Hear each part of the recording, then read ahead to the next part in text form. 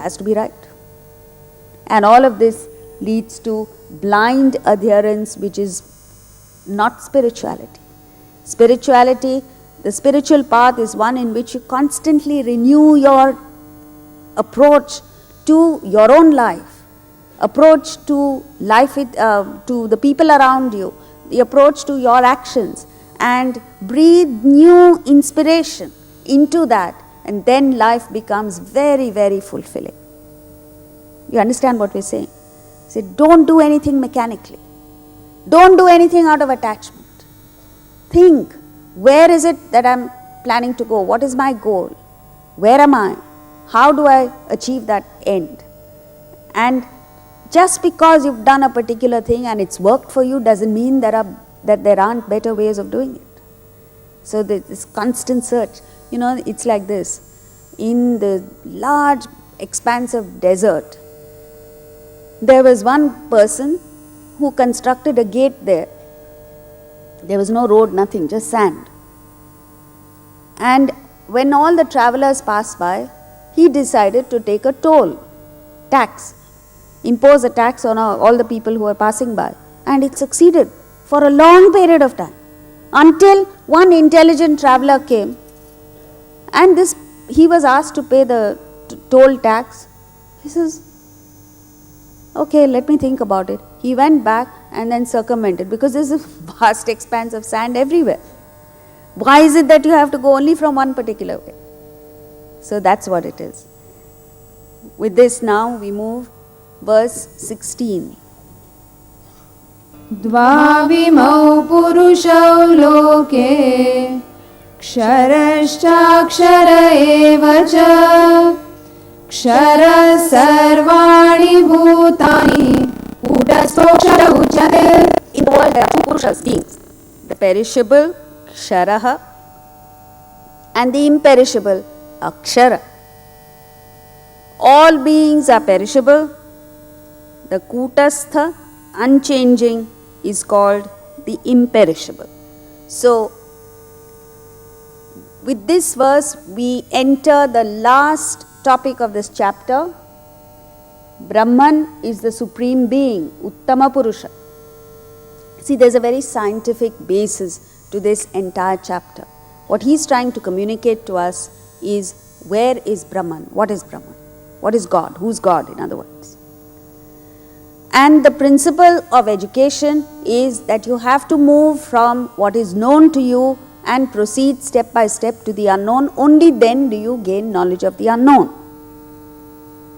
If you don't do this, you start with unknown terms, you might be brilliant, but the listener doesn't understand a word of what you say. Every person speaks of God as infinite mercy, all pervading, all loving, eternal. Do you understand any of this? All of these terms are beyond the concept of the intellect. So you are as ignorant as you were when you went there. Only thing that happens is you come out so dazed with all these words that have been used that you say, oh, the person is brilliant. But that's not the point. The point is, has he conveyed the brilliance to you? And so Krishna follows the simple method. Throughout the Upanishads, the Bhagavad Gita, every scriptural text, they follow the same method. Go, proceed from the known to the unknown. So what is known to us? The world.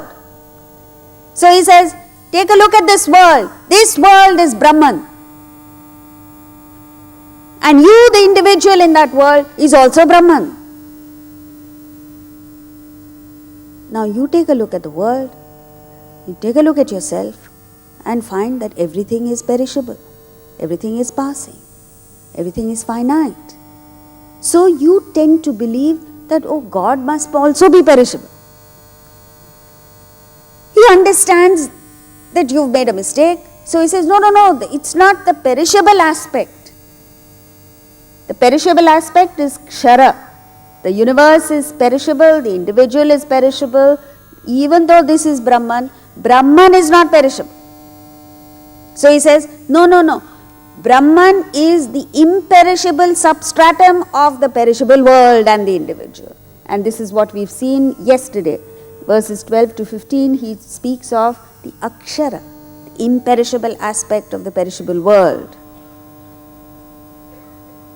That is still not the end of it, because then your concept of God, Brahman, is limited to the universe which is finite, and Brahman is infinite. So he has to smash this concept also and tell us, no, Brahman is not restricted to the universe and the individual, it lies beyond in its pristine glory, in the unmanifest state. And therefore he has to bring in the third concept of Uttama Purusa. So throughout the scriptures, whichever religion it is, they always refer to or explain God in terms of the Trinity. Three things: the Father, Son and Holy Ghost. The Son is Christ, Holy Ghost, the Son, Ksara, Holy Ghost, Akshara, Father in heaven, Uttama Purusa. And so also in every religion. Let's take an example. Anything that you see in the world, let's say, you take a look at your neighbor's shirt and it's very pretty. So you say, what is it made of? And he says, it's cotton. You look at a lady's sari and what is it made of? Cotton.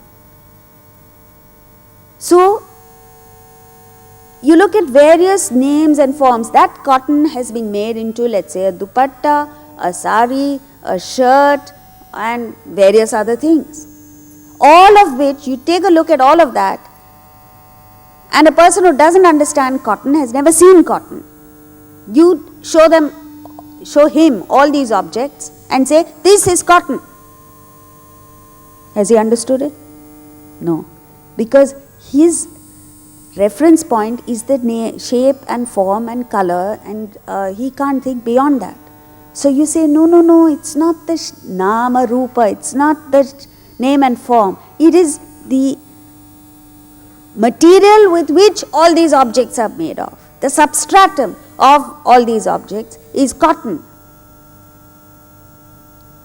And you actually remove it thread by thread and say, okay, this is cotton.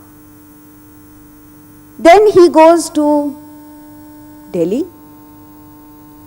and in Delhi somebody refers to cotton, and his concept of cotton is restricted to the shirt, the sari and the dupatta that you have shown him here in Juhu. Has he understood cotton? No. So therefore you tell him, from there he rings you up here in Mumbai and says, I can't find cotton. Cotton is there in those three objects. So you say, what nonsense are you talking? Cotton is everywhere. You go anywhere in Delhi, you'll get cotton. Fabric made of cotton or clothes made of cotton. So there are three concepts to understanding anything. You show an object made of the stuff and you say, this is cotton. Then the person misunderstands and refers to cotton in terms of name and form, which is not true. Cotton is not restricted to that name and form. So you say it's the material with which this fabric is made of. So he understands it, but his understanding is restricted to only these three objects. He doesn't understand that cotton exists beyond these three objects. Therefore, three things have to be come back to us. You see the world, you see the individual, he says, this is Brahman, and you think it is a perishable commodity. You think it is a perishable commodity with a particular name, shape, form, size, weight, everything. So he says, no, it's not that. The names and forms are perishable, but the substratum, the material with which the world and the individual are made is Brahman. Even then you don't understand it. Yes, you understand it as imperishable, but your concept of Brahman is still restricted to the world. What they tell us is, there is a vast, unfathomable expanse of Brahman beyond the universe, and it is so vast that the entire universe with its billions and millions of galaxies is just a small disturbance in the vast expanse of Brahman. So what in effect he is trying to do is to make us understand that Brahman lies beyond intellectual conception. And when you get to that state where you say, you're dumbfounded, your jaw drops and say, I don't know what it is, then you are on the path to understanding. Someday you will not understand Brahman, but become it. So therefore it is that he is now saying, in this world there are two Purushas, beings, the perishable and the imperishable. He's starting with the beginning, the perishable world and the individual, and the imperishable Atman. Now this verse has two interpretations. The ordinary interpretation, the layman's interpretation, is that Akshara is the gross body and subtle body, perishable. It means your physical body and your subtle body, which is the mind and the intellect. In other words, the equivalent of this is waking and dream states of consciousness. Akshara, imperishable, is the causal body, the deep sleep state of consciousness, or vasanas. Vasanas are relatively imperishable, means unmanifest desires are relatively imperishable, because this is what makes your nature. Your nature doesn't change overnight. Your vasanas don't change overnight. In animals, vasanas don't change at all. They don't have the ability to change their vasanas. But human beings have the option of changing, upgrading their vasanas, but most of us don't do anything. We function within a narrow band and die more or less the same person that you're born as. Rare few, but the spiritual path helps the rare few to deal with these vasanas and change them. So whatever it is, they are relatively imperishable, they are difficult to change, and so therefore they are taken as akshara. This is the layman's interpretation. The technical interpretation, the absolute interpretation, is Akshara is everything other than Atman. The waking, dream and deep sleep states, gross body, subtle body, causal body. All this falls within the realm of perishable, because vasanas do change, and when a person reaches the state of realization, all vasanas are eliminated from your system and you rise above the waking, dream and deep sleep states. So therefore all that is taken as Akshara, perishable, and Akshara, imperishable, is the spirit that enlivens your individuality.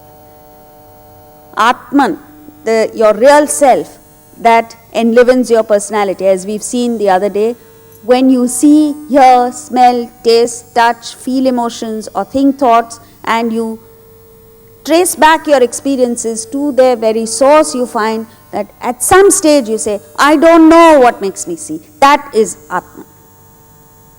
So these are the two interpretations.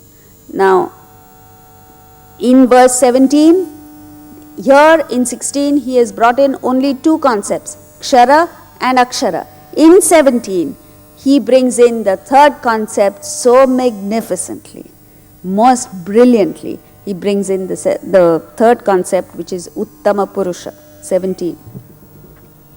Uttama Purusastvanyah Paramatmetyudarutaha Yo Lokatrayamasha Vibhatyavya Ishvara. But there is another Uttama Purusa, the Supreme Purusa being, called the highest self, Paramatmetyudarutaha, the immutable Lord, who, pervading the three worlds, sustains them. Here is an example where translation ruins the verse, completely ruins it. You repeat the Sanskrit verse, even if you don't know the meaning, it gives you some josh, it energizes you. You read the translation and it's all gone. Uttama Purushastvanyah Paramatmetyudarutaha. There is another, the Supreme Being. See, the moment you conceive of the possibility of a power, a being, a divine force beyond the universe, beyond all that is known to you, beyond all that is possible for you to know. That's all that is required. And then the whole thing crumbles like a pack of cards. This illusion, this delusion that you're in. But as long as you're hanging on to it, there's no hope of it getting dismantled.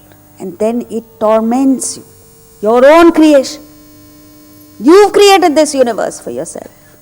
And this universe which you have created is today victimizing you, tormenting you. There can't be a sillier thing, more stupid thing that we can do. And therefore, throughout the Gita, even the Upanishads, it refers to us as Vimudhatma. Mudhatma is foolish. Vimudhatma is the height of foolishness. How do you break free from that? Every single day, energize yourself, invigorate yourself with the thought of something beyond the world. Doesn't matter what it is. You call it various names, has no meaning. The name has no meaning. But the concept, Uttama Purusa, Paramatmetyadarhuta, it is called the highest self. What extreme humility. The Krishna himself, a realized soul, a person who has reached that state, is speaking, and he doesn't say, take it from me, I am giving it to you. He says, it is called the highest self, the supreme self. Called by whom? He pays tribute to all the great masters that were there before him. And this is a lesson to us. We are so quick in giving lectures to people.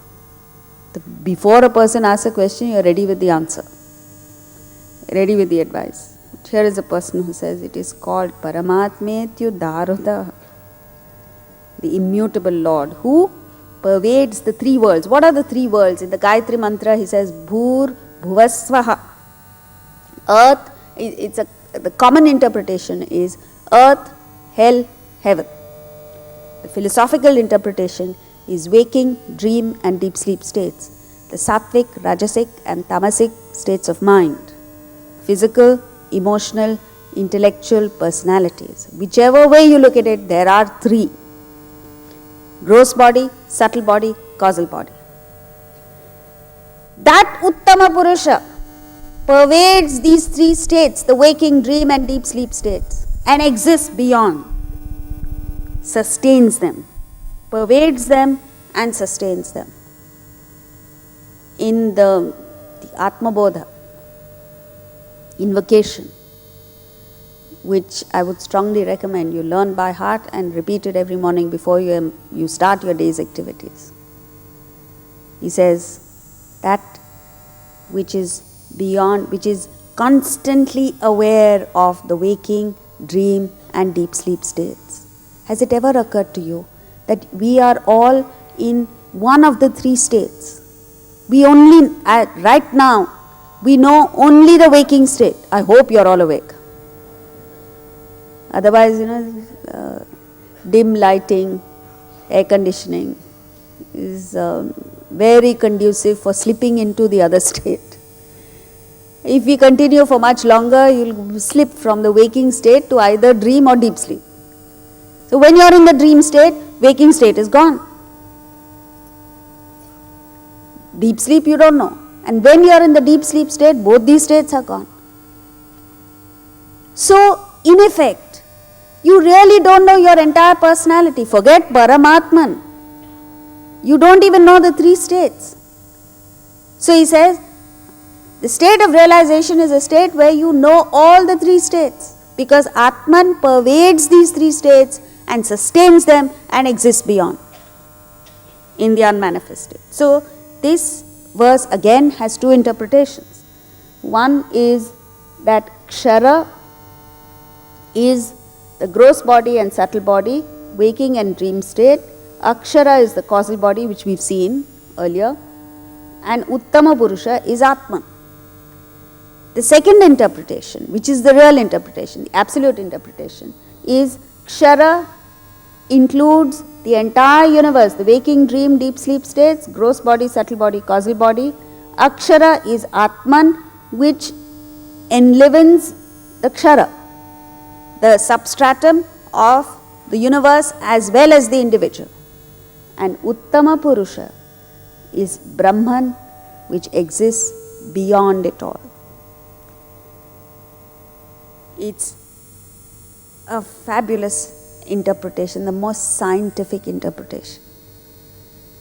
And once you understand this, you get a complete picture. What is left is for you to wade through your own desires, your own ignorance, your own delusion, and get to that state of Purushottama. 18. यस्मात्क्षरमतीतोऽहम् अक्षरादपि चोत्तमः अतोऽस्मि लोके वेदे च प्रथितः पुरुषोत्तमः. I transcend perishable and am superior to the imperishable. So he's now created, he's moved from the Akshara, he started with Akshara, remember verse 1 onwards in the beginning. He's speaking of universe, the Asvattha tree. And then he moves to the Akshara, the substratum of the universe. He's introduced the concept of Uttama Purusa in the last few verses. And now he takes over. He says, I transcend the perishable and am superior to the imperishable. Tasmat, therefore, I am celebrated in the world and in the Veda as Purushottama, the Supreme Self. The Vedas are the 4 great scriptural texts. They are supposed to be, they're not written by any human person, they're supposed to be revelations of truth. And they have been existing in this country since time immemorial. You and I are the lucky recipients of this knowledge. But what are we doing about it? Sweet nothing. We don't know that it's so precious. And so therefore he's dinning it in. He says, I am celebrated in the world and in the Veda as Purushottama. Celebrated, proclaimed. See, the moment you get a glimpse of what that power is, you can't help but pay homage. You can't help but get into a worshipful mode. You can't help but celebrate that infinite power. It's a joyous experience. It's a blissful experience. It's not something that's boring. You know, why he's saying this is because every philosopher, every person who's supposed to be spiritual, you look at him, he's just sitting and pulling a long face. Incapable of enjoying and laughing over anything. That's why the Akshara, the universe, is called Leela Swarupa. It's just a play going on. Play of Nama Rupa. Just as you go out onto the beach and look at the ocean, the waves are the Leela Swarupa of the ocean. Is it not so? The waves play on the surface of the ocean. Now what are the waves? Nothing but the ocean. But in a different name, different form, different Nama Rupa. And it gives you great joy. If you go to the ocean and it's placid and no waves are there, you will come back most frustrated. No waves. The joy of the ocean is that there should be waves. So that's the Leela Swarupa. And the Akshara is called Nitya Swarupa. It's a fascinating combination of things that are constantly moving. Samsara is the word for the world, which is nothing but change. The world is in a constant flux of change. It's constantly changing. And when you watch this constantly changing world against the backdrop of Nitya Swarupa, Akshara, which is ever the same, always the same, then it is that you begin to enjoy it. If you don't have this reference of something permanent against which the changes are happening, what happens? You get caught up in the change. You get affected by the change. So, both these are Kshara and Akshara. The Supreme Being is beyond it all. It cannot be confined by the world. It cannot be confined by the universe. It cannot be confined by intellectual conception. It pervades the world and stretches beyond into an inexplicable, unfathomable, vast expanse of what? You don't know. And it is impossible to know it. But the assurance given to us is, every one of us can get there. We can become that Brahman. And so it is that in the canopy